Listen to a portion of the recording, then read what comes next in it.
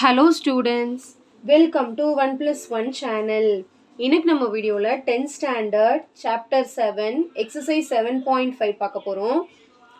11th sum, a shuttlecock used for playing badminton has a shape of the combination of dash.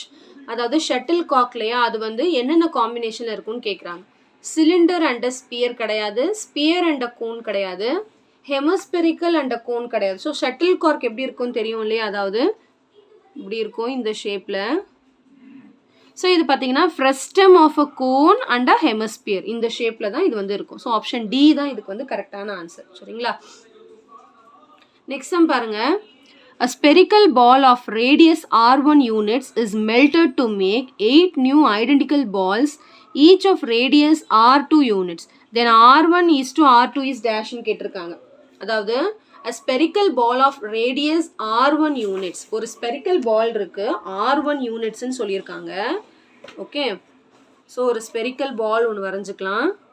Ball sphere ஷேப்பில் இருக்கு, இதோட radius வந்து r1 units is melted to make 8 new identical balls. இதே மாதிரி 8 new identical balls பண்றாங்க, each of radius r2 units. So இந்த பெரிய spherical பால்ல இருந்து இவ்வளோ 8 into ஐடென்டிக்கல் பால்ஸ் வந்து மேக் பண்றாங்க. தென் r1 is to r2 is dash அப்படின்னு கேட்டிருக்காங்க. r1 is to r2 நம்ம கண்டுபிடிக்கணும். ஓகே, அதாவது ஃபர்ஸ்ட் நம்ம வந்து ஸோ இப்போ இது பார்த்தீங்கன்னா ரெண்டுத்தோட வால்யூமும் ஈக்குவலாக இருக்கும் இல்லையா, அதாவது volume 1 equal to 8 into volume 2, இது ரெண்டும் ஈக்குவேட் பண்ணுறோம் நம்ம. ஸோ வால்யூம் 1 ஸ்பியரோட வால்யூம் பார்த்தீங்கன்னா 4/3 pi r square, pi r cube, sorry 4/3 pi r cube. அப்போ 4/3 pi r cube, இந்த ஸ்பியரோட r வந்து r1, அதனால r1 cube எழுதிக்கிறேன். இது வந்து வால்யூம் 1 வால்யூம் 2ன்னு எடுத்துக்கிறேன். அப்போ 8 into அடுத்து வந்து 4/3 pi r2 cubeன்னு வரும். இப்போ எல்லாமே கேன்சல் ஆகிடும், 4/3 4/3 pi கேன்சல் ஆகிடும். மீதி இருக்கிறது r1 cube equal to 8 into r2 cube. நம்ம என்ன கண்டுபிடிக்கணும்னா r1 is to r2 தான் கண்டுபிடிக்கணும் இல்லையா. ஸோ நம்ம என்ன பண்ணுறோம்னா இதை அப்படியே டிவைடில் கொண்டு வந்துடுறோம். அப்போ r1 cube by r2 cube equal to 8ன்னு இருக்கும். சரிங்களா? இப்போ நம்ம இதை என்ன எழுதலாம்னா r1 by r2 தான் ஹோல் கியூப்னு எழுதலாம். 8 வந்து 2 கியூப்னு எழுதலாம், இல்லைனா 8ன்னு அப்படியே வைங்க சொல்கிறேன். இப்போ இது என்ன ஆகும்னா r1 by r2 equal to cubeth root of 8ன்னு ஆகும். அதுதான் கியூப்த் ரூட் ஆஃப் 8ன்னு எழுதுதில்ல, நீங்கள் 2 கியூப்னு கூட இங்கே எழுதிக்கோங்க. இப்போ கியூப் கேன்சல் ஆகிடும். மீதி இருக்கிறது r1 by r2 equal to 2ன்னு வரும். 2னா 2/1ன்னு அர்த்தம். அவ்வளோதான். இப்போ என்ன வரும், r1 is to r2, r1 by r2னா r1 is to r2, 2/1னா 2 is to 1.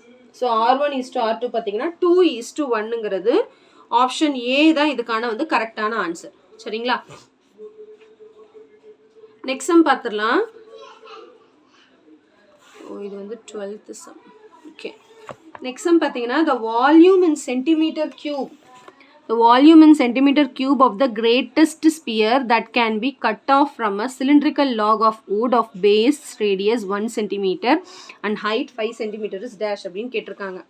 அதாவது the volume of the greatest sphere that can be cut off from a cylindrical log, அதாவது ஒரு சிலிண்டர்ல இருந்து ஒரு ஸ்பியரை வந்து கட் பண்றாங்க. ஃபர்ஸ்ட் வந்து ஒரு சிலிண்டர் டிரா பண்ணிக்கலாம். ஸோ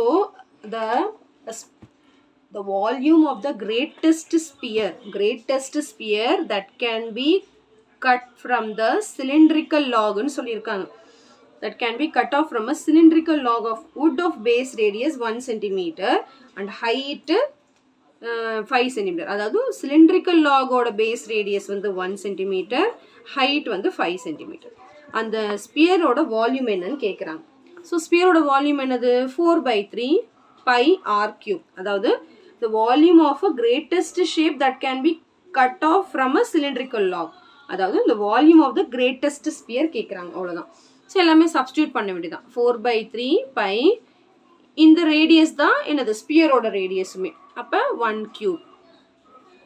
இப்போ 1 cube என்னது 1 தான். அப்போ 4/3 pi தான் ஆன்சர்.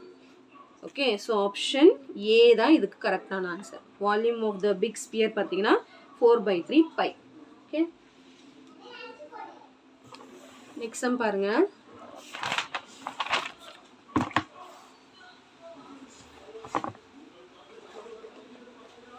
Next one பார்த்தீங்கன்னா the height and radius of a cone of which the frustum is a part are h1 units and r1 units respectively ன்னு கொடுத்திருக்காங்க.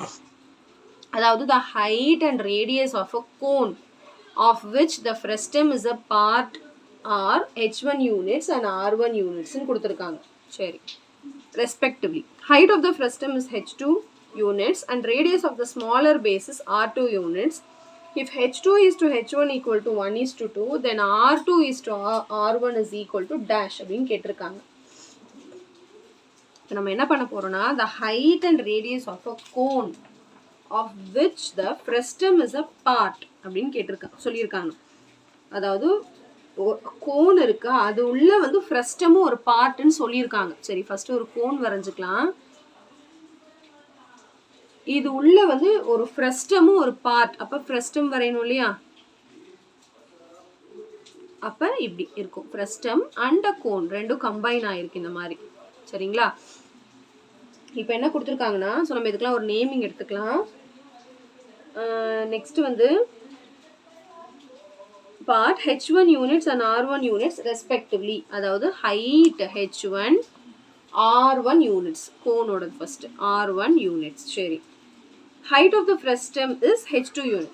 frustum ஓட height மட்டும் h2 units. இதோட height மட்டும் h2 units. and radius of the smaller base is r2 units. இதோட radius மட்டும் r2 units.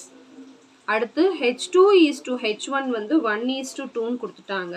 r2 is to r1 என்னவா இருக்கும்னு கேட்குறாங்க. சரிங்களா? ஸோ இப்போ நம்ம என்ன பண்ணுறோன்னா இதை வந்து ஒரு ட்ரையாங்கிள் பேஸ் பண்ணி தான் நம்ம எடுக்க போகிறோம். ரெண்டு ட்ரையாங்கிளாக பேஸ் பண்ணி எடுக்க போகிறோம். சரிங்களா? அதாவது இப்போ நம்ம வந்து இப்படி ஒரு ஜாயின் பண்ணுறோம். இதோட ஹைட்டு இது ஒரு ட்ரையாங்கிள் ஃபார்ம் ஆகுது, இது ஒரு ட்ரையாங்கிள் ஃபார்ம் ஆகுது. சிமிலாரிட்டி பேஸ் பண்ணி தான் நம்ம எடுக்க போகிறோம். நம்ம வந்து நேமிங் கொடுத்துக்கலாம். இந்த ட்ரையாங்கிளுக்கு ஏபிசி நேம் கொடுத்துக்கலாம். இதுக்கு வந்து ஏடிஇன்னு கொடுத்துக்கலாம். நம்ம என்ன சொல்கிறோன்னா ட்ரையாங்கிள் ஏபிசியும் ட்ரையாங்கிள் ஏடிஇயும் சிமிலாரிட்டி எடுத்து பண்ண போகிறோம். சிமிலர்னா சைட்ஸ் வந்து ப்ரொபோர்ஷனலாக இருக்கும்னு அர்த்தம். அதாவது சைட்ஸ் வந்து AB by AD 1 and 2 equal to BC by DE. அதே மாதிரி ஏசி பை ஏஇ இது எல்லாமே வந்து சிமிலராக இருக்கும்னு அர்த்தம். இப்போ ஏபியோட வேல்யூ தான் என்னது h1. சரிங்களா? அப்போ h1 பை ஏடியோட வேல்யூ தெரியாது இல்லையா? ஏடி வேல்யூ என்னது ஏபி மைனஸ் ஏடின்னு எழுதலாமா? அதாவது ஏபி வந்து h1 ஏடி வந்து h2. சரிங்களா? ஏடியை வந்து நம்ம எப்படி எழுதலாம்? ஏபி மைனஸ் டிபி அப்படின்னு எழுதலாம். இங்கே எழுதுறேன் பாருங்க. AB minus DB. ஏன்னா வந்து ஏடியோட வேல்யூ தெரியாது, ஆனால் ஏபியோட வேல்யூ டிபியோட வேல்யூ தெரியும். ஏபி வந்து h1 டிபி வந்து h2.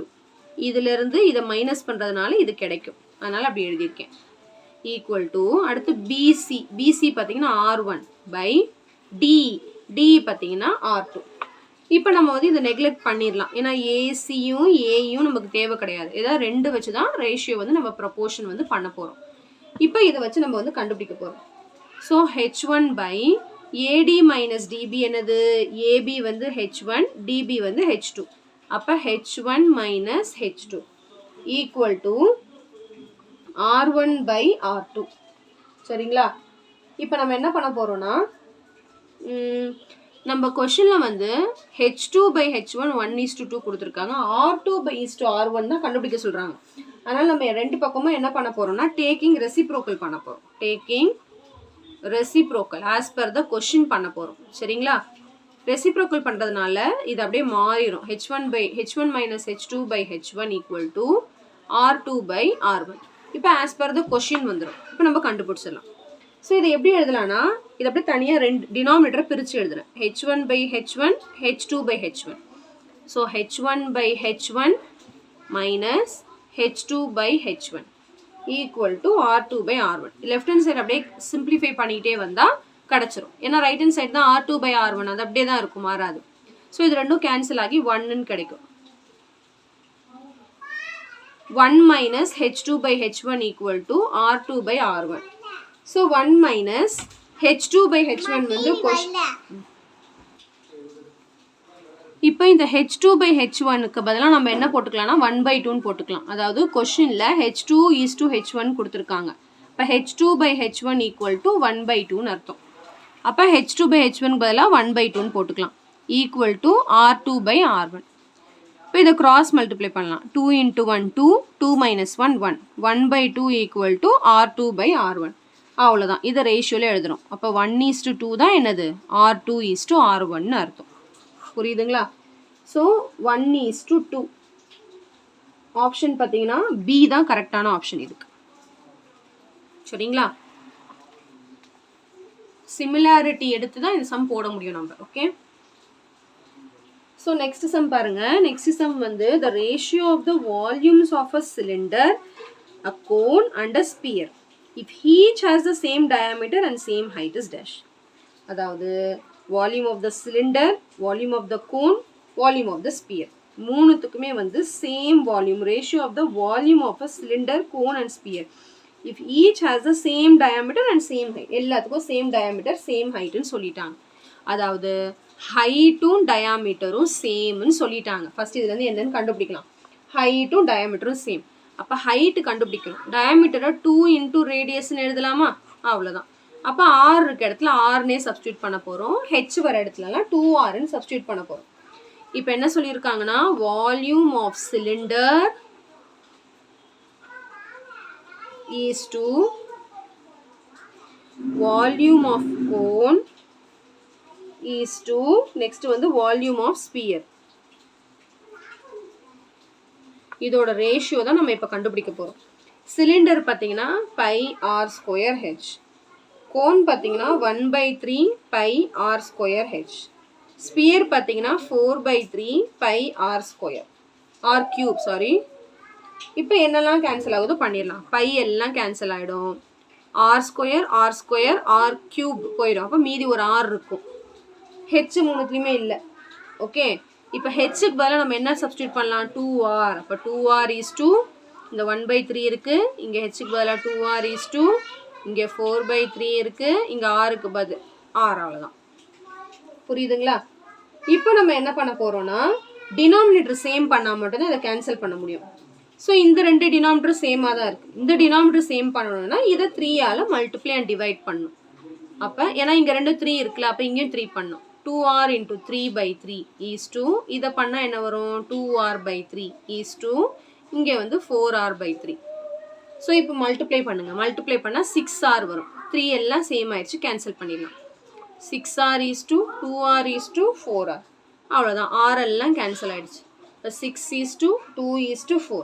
இன்னும் சிம்பிளை பண்ணால் 2 டேபிளில் கேன்சல் பண்ணலாம். 2 3s are 2 1s are 2 2s are. இப்போ ஆன்சர் பார்த்தீங்கன்னா 3:1:2. ஆப்ஷன் டி தான் வந்து இதுக்கு கரெக்டான ஆன்சர். சரிங்களா? ரொம்ப சிம்பிள் சம் தான்.